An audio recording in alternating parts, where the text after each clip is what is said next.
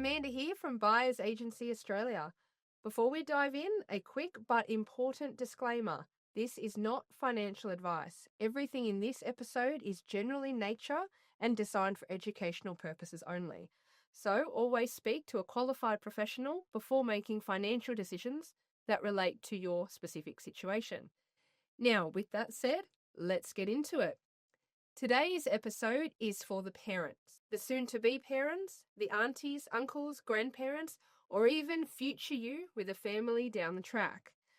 We're talking about something that doesn't get nearly enough attention in schools or in day-to-day life, and yet it's one of the single most powerful gifts that you can give a child. Teaching them financial literacy and how to build wealth.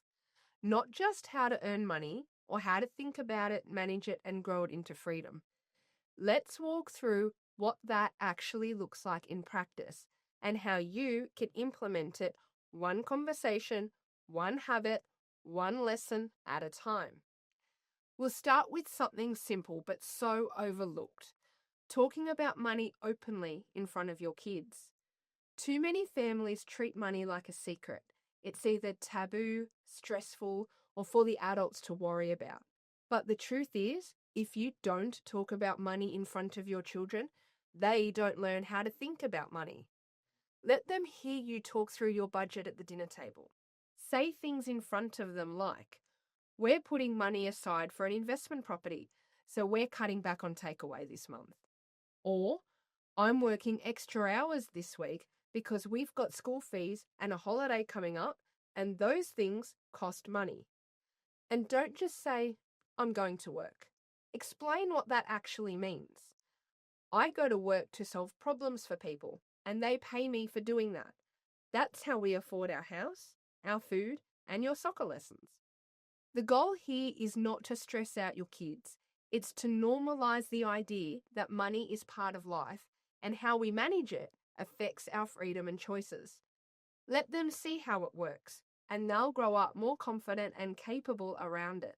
Now let's talk about saving, and not just saving, but reframing how we teach it. When your kids first start getting pocket money, birthday money, or even small payments for jobs, don't just teach them to save, teach them to allocate.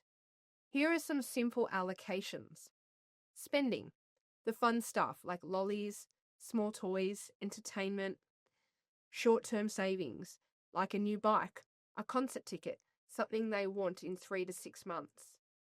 Long-term savings or investing. This is where the real lessons are. This is money they don't touch. It's for big things, like their first car or their first property. And then giving.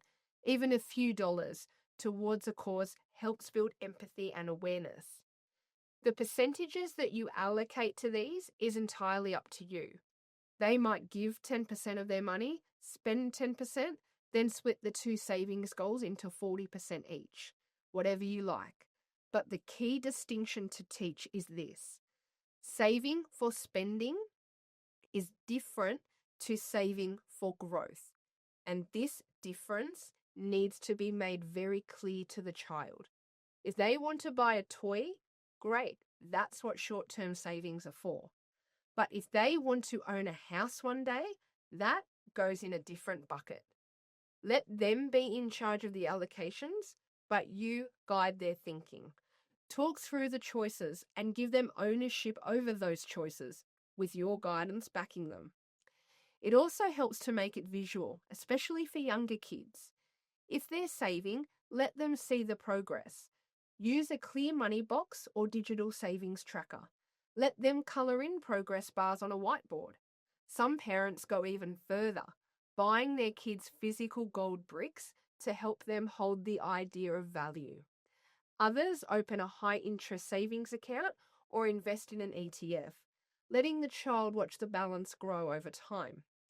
When kids can see their savings grow, they don't just learn how to delay gratification, they enjoy it. Now, let's talk about earning. Once your child is old enough, maybe 10 or 11, they should start learning that money is earned, not handed out. And this is key. Earning is separate from household responsibilities. every kid should help around the house. That's just part of being in a family. But if they want to earn money, it comes from doing extra things like mowing a neighbour's lawn, washing the car, babysitting, or selling cupcakes at the local markets. And when they earn that money, even if it's just $10, sit down with them and go through the allocations again. How much goes in spending? How much goes in investing? That routine becomes a life habit, and it teaches self-worth, responsibility, decision-making. It also builds key soft skills, organization, multitasking, discipline, because they learn to manage schools, hobbies, and earning. These skills are valuable and transferable into other contexts and prepare your child for all sorts of situations that require deeper thinking. Now, let's jump into one of the most common pitfalls for young adults: buying their first car. It's a rite of passage and often the first big financial decision they make. But here's the problem: cars depreciate. They lose value the moment you drive out of the dealership. And too often, young people throw all their savings at a car, or worse, take out finance. So here's how we work around that. Teach them to save for a car in one account and invest for their future in another. Again, keep those allocations crystal clear. That way, they can still have the independence a car brings, but they're also laying the foundations for wealth. It's not about saying, don't get a car. It's about teaching them to prioritize assets over liabilities and never to throw all of their savings into something that won't grow.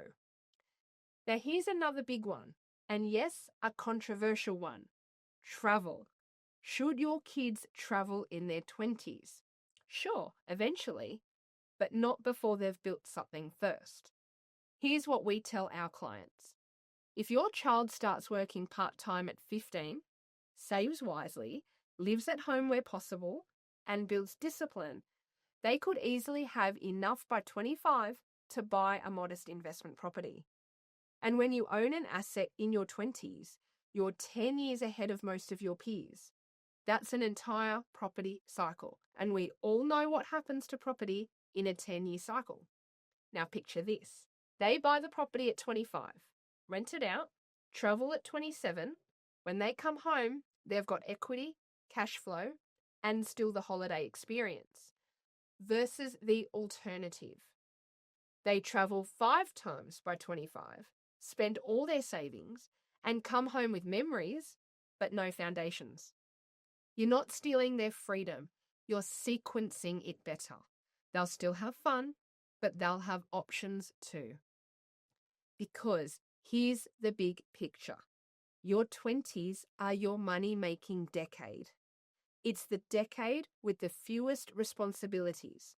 No kids, no huge mortgage, no partner needing dual incomes. It's the one time in life when you can work overtime, run 2 jobs, or start a side hustle without burning out. We want to teach our kids that their 20s are a runway. They can either use that time to launch or waste it and spend their 30s and 40s playing catch-up. And here's the truth. You pay either way. You can pay in effort now or in stress later. Fun in your 20s often costs comfort in your 40s. Working in your 20s earns you flexibility and peace in your 40s. Let your kids choose the cost, but help them see the trade-offs clearly. Now, what's your role in all this as a parent? It is not to rescue them. It's not to cover all their costs when they choose not to contribute. It's not to make excuses for inaction. It's to guide them. If they don't work, you don't fund their lifestyle. If they overspend, you don't top up their account. If they make a bad decision, you help them reflect, not erase the consequences. Let them struggle when the stakes are small. That's where real lessons live. Your job is to give them the tools, the frameworks, the principles. Let them do the building. Let them earn the results. They'll thank you at 30, trust me.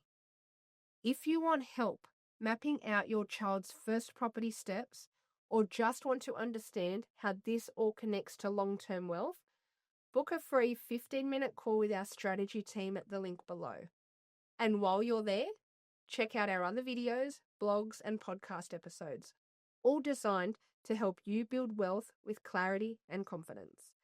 I'm Amanda from Buyers Agency Australia. Thank you for tuning in, and here's to raising a generation of investors, not just spenders.